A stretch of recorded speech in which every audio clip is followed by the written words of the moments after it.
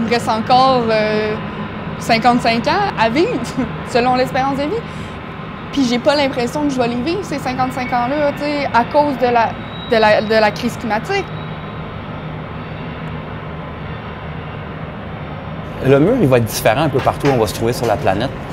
Il y a des régions dans le monde qui vont subir les contre-coups beaucoup plus durement que nous, en Amérique du Nord, société industrialisée.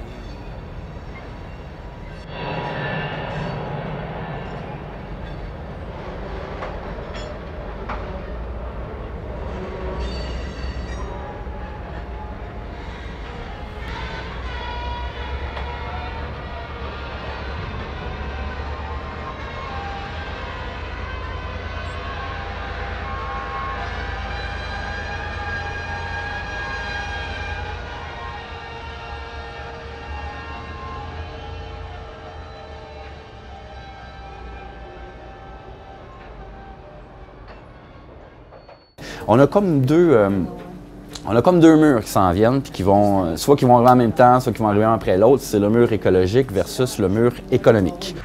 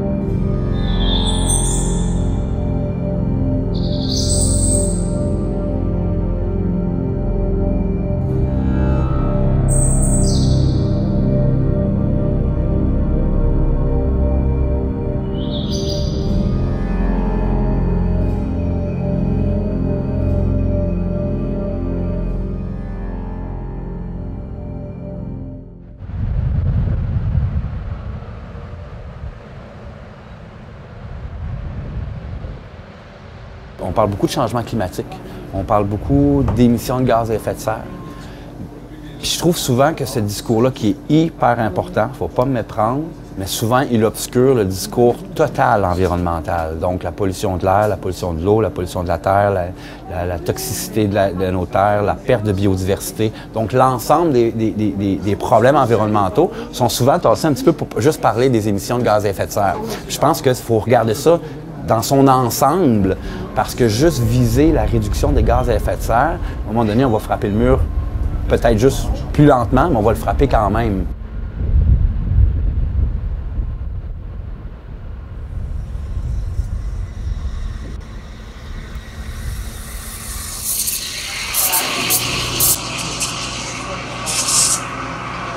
On n'aura pas le choix de changer notre façon de vivre. Il va falloir qu'on prenne vraiment un tournant dans nos vies. Je pense qu'il faut qu'on arrête de vivre comme si on était riche parce que notre terre, présentement, on est en train de l'appauvrir.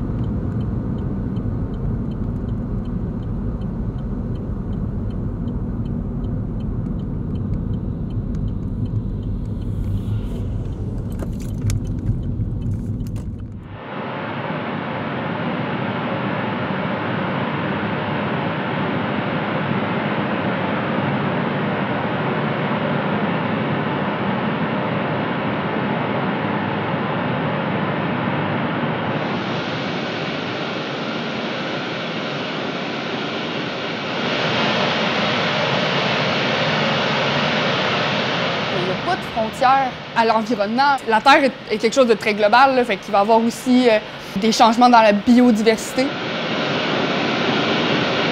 Il y a une extinction qui se fait en ce moment, une extinction de masse qu'on n'a pas vue sur la Terre depuis les dinosaures. Je veux dire, c'est quand même Ben, moi, je trouve que c'est pas rien, là. Je trouve ça vraiment très gros là, de voir qu'il y a autant d'extinctions par rapport aux espèces et la biodiversité.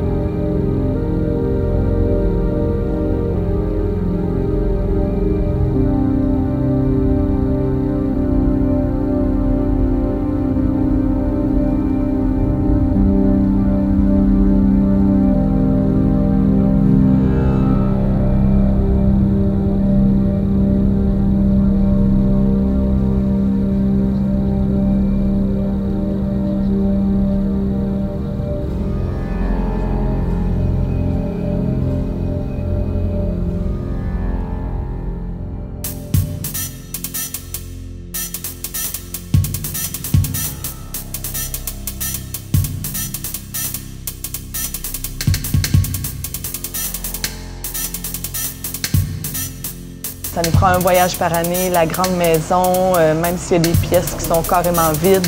Ça nous prend une voiture neuve, ça nous prend le garde-robe puis la cuisine changée à toutes les années. On utilise beaucoup de ressources en ce moment. On est beaucoup dans consommer, jeter, tu sais, dans la consommation rapide, autant dans tout, en fait, là, autant dans la nourriture que dans les vêtements, que dans nos électroménagers qui t'offrent moins longtemps qu'avant.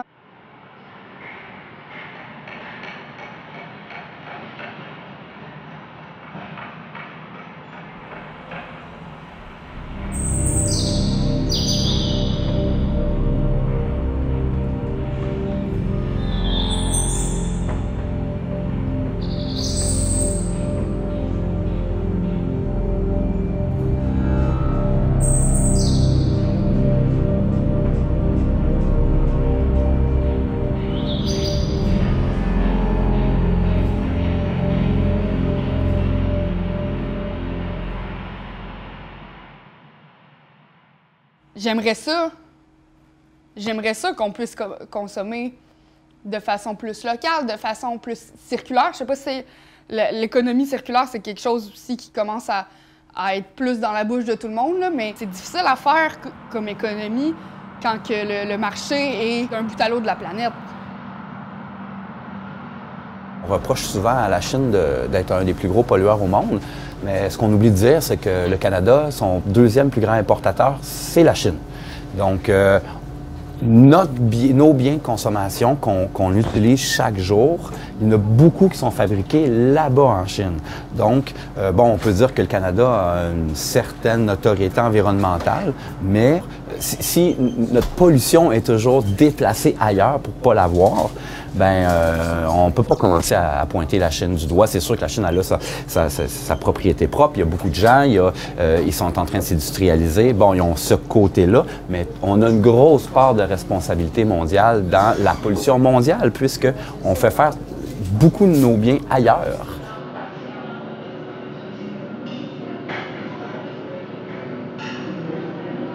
Il va falloir qu'on diminue notre consommation puis qu'on consomme mieux. Il va falloir aussi que la production s'adapte, dans le fond, à cette nouvelle façon de vivre-là. Il va falloir qu'on produise plus écologiquement, plus responsablement, plus durablement. Puis, tu sais, ça va être de façon individuelle qu'on va pouvoir faire ça, je pense, mais ça va être aussi et surtout avec les gouvernements et les industries. Ce qu'il faut calculer normalement dans un bien de consommation, ma tasse, c'est l'analyse du cycle de vie complet. Donc, toutes les matériaux qui ont été utilisés pour fabriquer, les camions qui se sont déplacés pour aller chercher la matière première et tout ça, la fabrication, après ça, la manutention, l'expédition. Moi, j'ai ma tasse, quand elle est finie, elle est cassée. Tout ça ensemble, c'est ça la véritable empreinte écologique.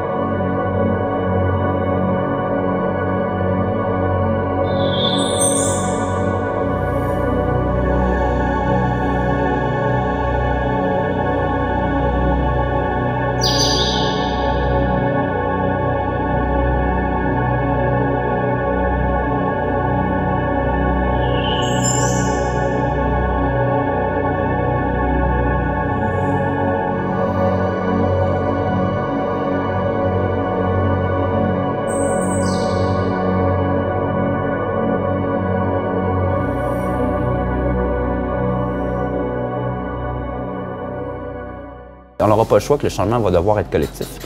Et les gens qui n'embarquent pas dans le train vont trouver le mur beaucoup plus difficile que d'autres. Je pense que une des choses qui va aider tous les gens de la planète, c'est la résilience.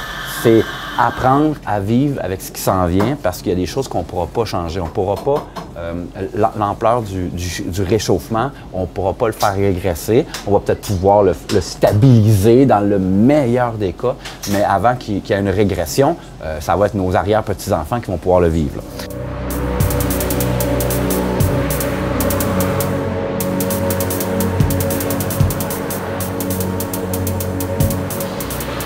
Parce que j'aimerais ça, pouvoir avoir des enfants, puis leur transmettre les valeurs que j'ai, de pouvoir avoir une famille avec la personne que j'aime. Mais on dirait qu'en ce moment, mon gros questionnement, c'est est-ce que je vais être égoïste de faire ça par rapport et à la planète, mais aussi et à ces enfants-là qui vont naître. Et c'est des questions que j'ai pas de réponse.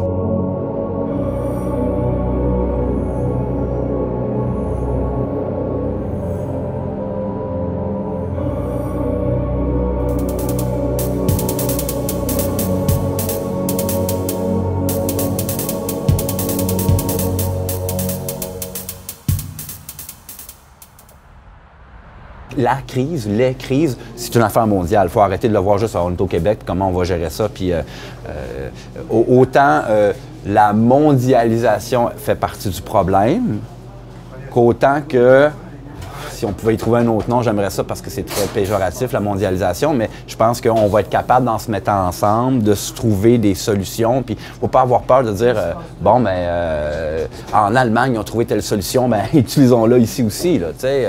Les idées, la création d'idées. Il faut vraiment prendre un virage, il faut vraiment changer notre façon de faire. On n'a pas le monopole de ça oui, au Québec. Il va falloir utiliser la décroissance décroissance pour changer nos pas juste il va falloir pas juste à nos besoins immédiats, tu sais, pas juste à du maintenant, moi, qu'est-ce que je veux, mais c'est penser au futur.